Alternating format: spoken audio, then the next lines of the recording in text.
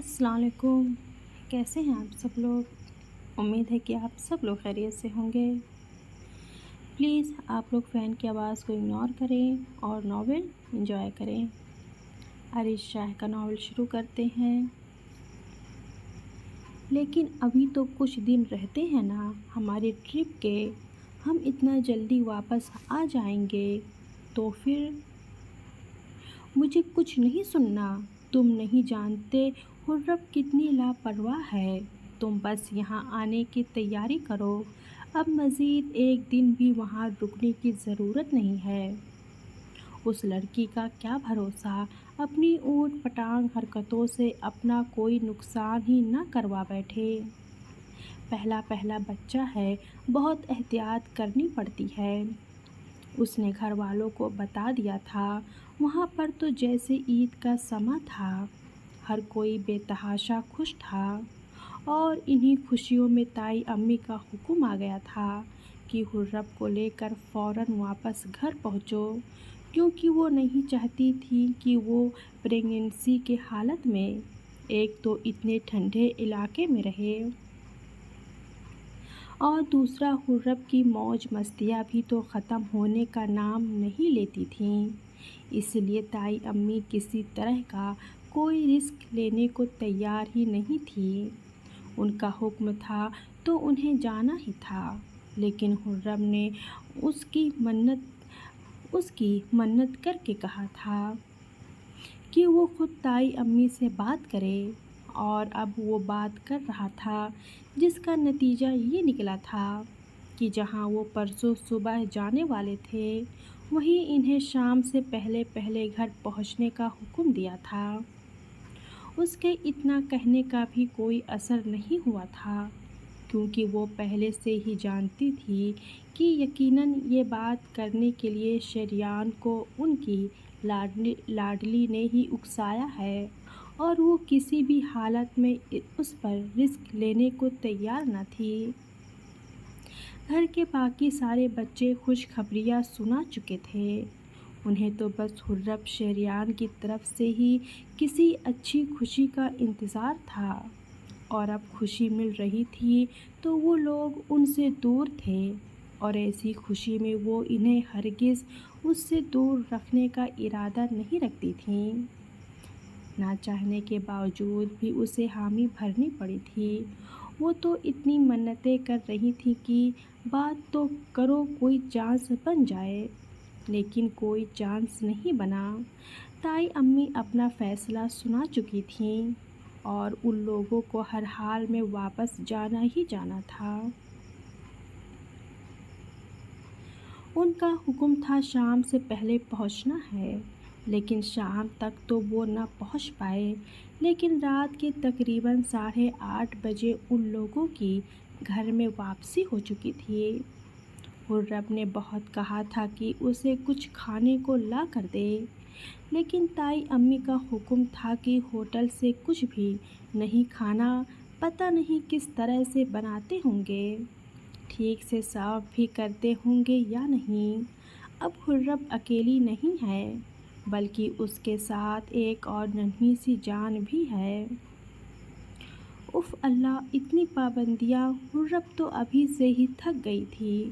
گھر میں داخل ہوئی تو بھوک سے اس کا برا حال ہو رہا تھا۔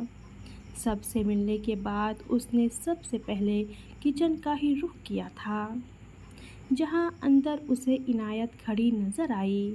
اس نے ایک نظر عنایت کو دیکھا اور پھر اپنے لیے کھانا نکالنے لگی۔ اس نے نہ تو اسے سلام کیا تھا، نہ ہی کوئی ہائے ہلو، بلکہ وہ تو شاید اسے دیکھنا بھی نہیں چاہتی تھی۔ بہت بہت مبارک ہو خرم، تمہارے گھر میں خوشی آنے والی ہے۔ مجھے یہ جان کر بہت زیادہ خوشی ہوئی۔ اللہ پاک تمہیں اور تمہارے بیبی کو صحت اور تندرستی عطا فرمائے۔ Thank you. وہ اپنے لیے کھانا نکالتے ہوئے بس اتنا کہہ کر باہر نکل گئی۔ انداز ویسا ہی تھا، روکھا سوکھا سا، لیکن اس نے ہرگز اس کی کسی بات کا برا نہیں منایا تھا، बल्कि उसके लिए पानी लेकर बाहर आ गई, क्योंकि मैडम खाना तो ले गई थी लेकिन अपने लिए पानी लेकर नहीं गई थी। उसे खाने की प्लेट लाते देखकर सब लोग हंसने लगे थे। ताई अम्मी का इरादा था 5 मिनट में खाना लगाने का, लेकिन वो भूख की कच्ची वहीं बैठकर अपना खाना ठूसने लगी थी। मुझे देखकर हंसना बंद करें, मैंने दिन से कुछ नहीं खाया और अब मैं अकेली नहीं हूँ, मेरे अंदर बेबी भी है, उसे भी भूख लग गई है। वो उनकी तरफ देखते हुए बोली तो सबकी दबी दबी हंसी शेरियान को शर्मिंदा करने के लिए काफ़ी थी। खाना खाते हुए उसे प्यास महसूस हुई तो उसने साइड पर पड़ा गिलास उठाना चाहा, लेकिन फिर नज़र इनायत की तरफ गई थी। ये गिलास इनायत लेकर आई थी और वो इनायत की छुई हुई कोई भी चीज़ इस्तेमाल नहीं करना चाहती थी। इसलिए उठकर बर्तन किचन में रखते हुए वो अपने लिए पानी लेने चली गई थी। उसने किचन में आते हुए पानी पिया तो अचानक ही सोचा क्यों ना वो अपने लिए चाय भी बना ले, क्योंकि आज सारे दिन में उसने एक दफ़ा भी चाय नहीं पी थी। पहले तो सुबह वो बेहोश हो गई थी और फिर इतना लंबा सफ़र, ऊपर से अम्मी का हुक्म था कि रास्ते में कुछ नहीं खा पी सकती। क्या दिन आ गए हैं, अभी इतना लंबा सफ़र करके आई हूँ, अभी खुद ही सब कुछ खाना पकाना करना पड़ रहा है। यही तो तुम्हारी ज़िंदगी है हुर्रम, शादी के बाद लड़कियों की ऐसी ही ज़िंदगी होती है। माँ नहीं सास बन जाती है, वो ऊंची आवाज़ में बोल रही थी, जबकि अम्मी का जो इरादा था अब शेरियान के लिए खाना निकालने का। उसकी चाय की फरमाइश सुनकर तैमूर ने उन्हें उठने नहीं दिया था, क्योंकि जो भी था वो चाय बहुत अच्छा बनाती थी और उसके हाथ की चाय तकरीबन सबको ही पसंद आती थी। मतलब साफ था कि वो अपने लिए हरगिज़ चाय नहीं बनाएगी। तकरीबन सबको ही चाय मिलने वाली थी और वो भी हुर्रम के हाथ की चाय तो सबके लिए गनीमत थी। चलो हुर्रम बेटा, किसी को तुझ पर तरस नहीं आने वाला, खुद ही बना ले अपने लिए चाय, वो बोली। वो अभी बोल ही रही थी जब बाहर से तैमूर हारिस की आवाज़ आई थी, एक कप हमारे लिए भी। वो पैर पटक कर चाय बनाने लगी थी। अभी उसने चाय बनाने के लिए माचिस से आग जलाई ही थी कि अचानक किचन में एक बहुत बड़ा ब्लास्ट हुआ। ये सब कुछ इतना अचानक था कि सब परेशान रह गए। वो तकरीबन भागते हुए किचन की तरफ आए थे जहां हुर्रम की चीखें बुलंद हुई थी। सब लोग भागते हुए किचन की तरफ आए थे जहां सिलेंडर को आग लगी हुई थी, जबकि हुर्रम का हाथ बुरी तरह से जल गया था। वो परेशान सा हुर्रम की तरफ आया था जो अगले ही लम्हे बेहोश हो चुकी थी। उसकी हालत बहुत ज़्यादा ख़राब हो चुकी थी, वो बेहोश हो चुकी थी, जबकि वो उसे उठाकर सीधा बेडरूम की तरफ ले आया था। उसका हाथ बुरी तरह से जल चुका था, किसी के वहम गुमान में भी ना था कि इस तरह से कुछ हो जाएगा। उनके मुताबिक किचन से सबसे आखिर पर काम घर के मुलाजमा कर रही थी। शायद वो गैस बंद करना भूल गई थी या उसने ठीक से बंद ही नहीं किया था, तभी इतनी ज़्यादा आग भड़क गई थी, क्योंकि हुर्रम को किचन में गए अभी ज़्यादा वक्त नहीं हुआ था। इतनी ज़्यादा गैस का फैलना मुमकिन ही नहीं था। वो तो खुदा का शुक्र था कि कोई बड़ा नुकसान होने से बच गया था, वरना जिस तरह से सिलेंडर ब्लास्ट हुआ था बहुत ज़्यादा नुकसान हो सकता था। हुर्रम की जान भी जा सकती थी। لیکن اللہ پاک کا رحم تھا، وہ لوگ اسے لے کر فوراً ہی ہاسپٹل پہنچ چکے تھے۔ ہاسپٹل تیمور اور شریان گئے تھے، باقی سب لوگ گھر پر ہی تھے، لیکن وہ مسلسل ان دونوں سے رابطہ رکھے ہوئے تھے۔ خرم کی حالت اب پہلے سے بہت بہتر تھی، اس کے صرف بازو پر ہی زخم آیا تھا، کسی طرح کا نقصان ہونے سے بچ گیا تھا۔ وہ لوگ ابھی تک ہاسپٹل میں ہی تھے۔ ڈاکٹر نے ٹھیک سے اس کا چیک اپ کروا کر اس کی پٹی باندھ دی تھی، جبکہ وہ آرام سے بیڈ پر بیٹھی ہوئی کچھ سوچ رہی تھی۔ تم ٹھیک ہو نا میرا بچہ؟ تیمور کمرے کے اندر آتے ہوئے اس کے پاس بیٹھ گیا تھا، جو ہاں میں سر ہلاتی اسے بے فکر کر رہی تھی۔ یہ الگ بات تھی کہ اسے بہت تکلیف ہو رہی تھی۔ یہ سب کچھ عنایت نے کیا ہے بھائی، میں آپ کو گارنٹی دے کر کہتی ہوں، میرے سے پہلے کچن میں وہی تھی۔ اس نے گیس سلنڈر کھول کر رکھا ہوگا تاکہ میں اندر جاؤں تو میں جل کر مر جاؤں اور وہ میرے شوہر پر قبضہ کر لے۔ وہ کمرے کے اندر داخل ہوتا اس کے نادر خیالات سن رہا تھا۔ تمہارا دماغ تو خراب نہیں ہے خرم، کیا بکواس کر رہی ہو تم؟ عنایت ایسا کیوں کرے گی؟ اسے کیا ضرورت ہے بھلا اس طرح کی گھٹیا حرکت کرنے کی؟ اور کوئی بھی کسی کی جان لینے کی کوشش نہیں کرتا۔ سب کچھ ہماری ملازمہ کی لاپرواہی کی وجہ سے ہوا ہے۔ بابا بتا رہے ہیں کہ انہوں نے کوئی نئی ملازمہ رکھی ہے جسے ٹھیک سے کوئی کام نہیں آتا۔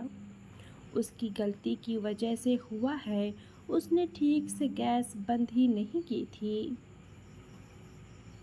وہ اسے سمجھاتے ہوئے بولا تھا، جبکہ وہ نفی میں سر ہلا گئی۔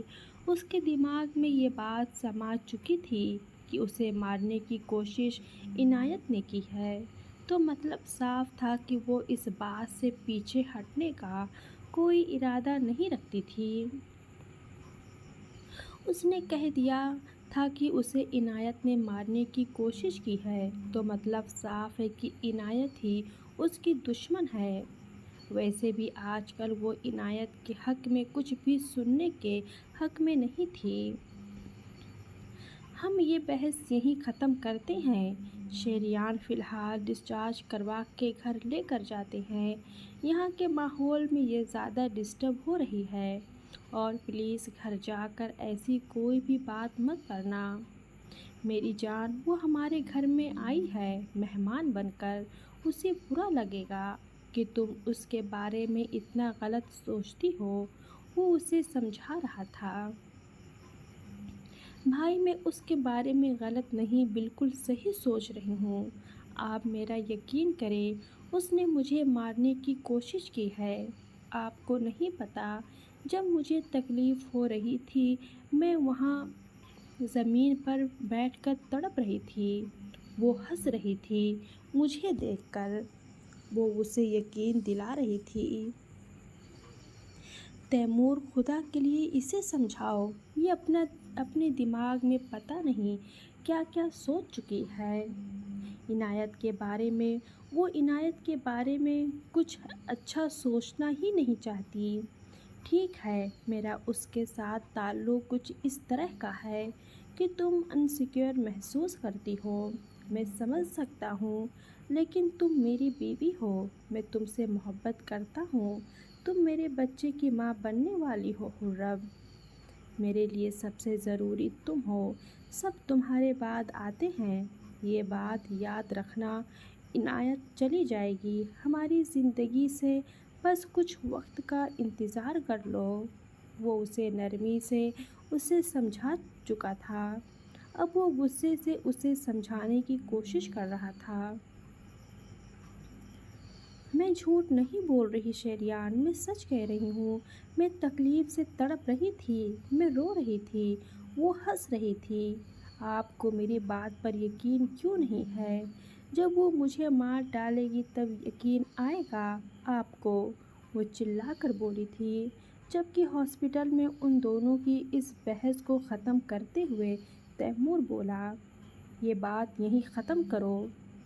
تیمور یار پلیز اسے سمجھا دو کہ گھر چل کر یہ اس طرح کی کوئی بکواس نہیں کرے گی، عنایت کے سامنے تو ہرگز نہیں۔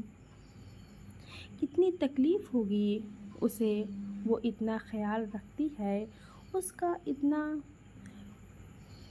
اتنا چاہتی ہے اسے، اور یہ اسی کے خلاف پتہ نہیں کیا کیا سوچے جا رہی ہے۔ اسے سچ مچ خرم کی سوچ پر افسوس ہو رہا تھا۔